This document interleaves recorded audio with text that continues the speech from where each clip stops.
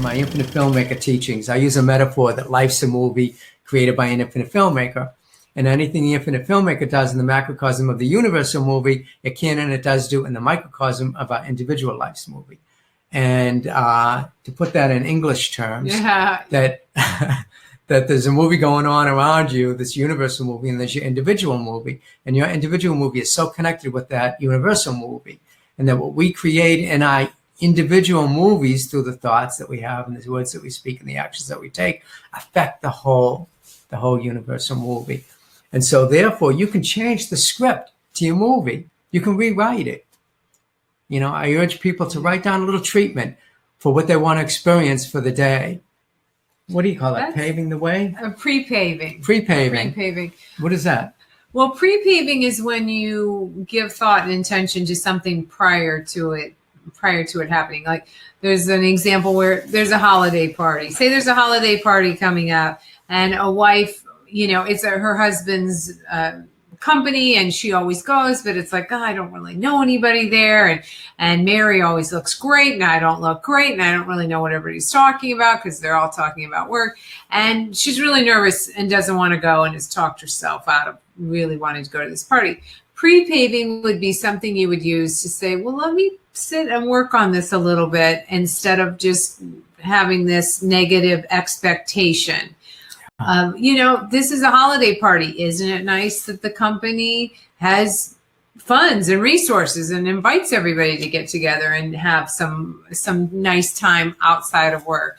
Isn't it nice that, you know, my husband, I get to spend time and meet his coworkers and see what his day is about? And, you know, and you just start talking to yourself about things that would be positive for you while you were at the party. And that's pre-paving the event. You would do that long before you went. It's not when you walk in the door. When you walk in the door, it's too late. You have to pre-pave prior to that and get yourself feeling the feeling tone, a positive expectation going into that. That happened just this week. My friend Jamie, I changed the name to protect the innocent. Jamie was going down to visit her son who was dropping out of college. And she was really upset. And she wanted to just lay in on him.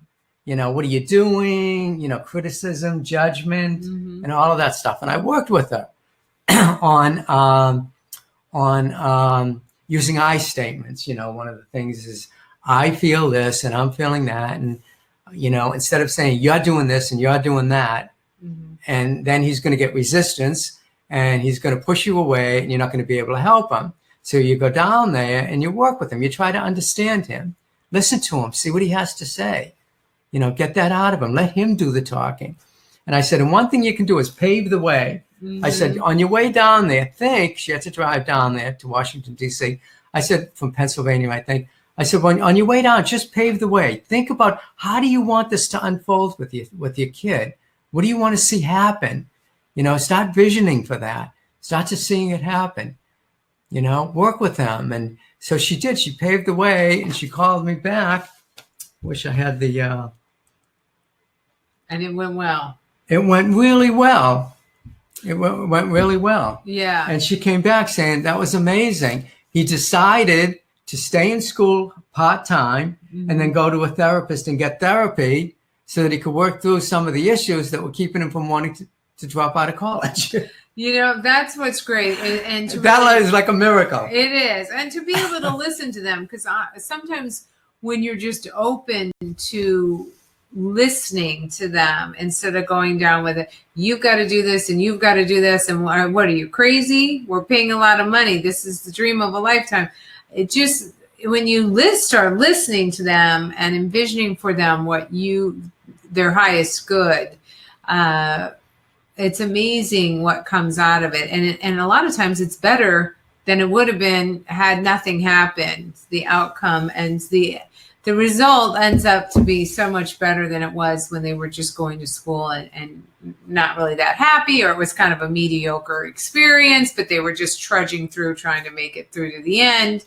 You know, it can become a much more enriching experience for him just doing it part-time and then getting the therapy and deciding what he really wants to do. Yeah. Yeah. It was amazing. Yeah. And for her, it was a miracle.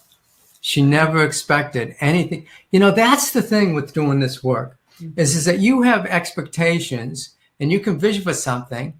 And when you're in alignment, then you'll get something even better than you could even imagine. Yeah. Well, for example, my job, when I was just, I guess you could call it pre-paving or scripting, I was just writing down, I'd like to be surrounded with interesting people. I'd like to do creative things. I'd like to do a variety of things. I'm in an environment where there's supportive people. And I just wrote very general things. And then to get a job in my dream city with a Hollywood legend, and not only that, gives away millions of dollars. It was so much more than I could have ever imagined. So far and away, much more than I was writing down. I truly was just thinking a job for me in a normal work environment.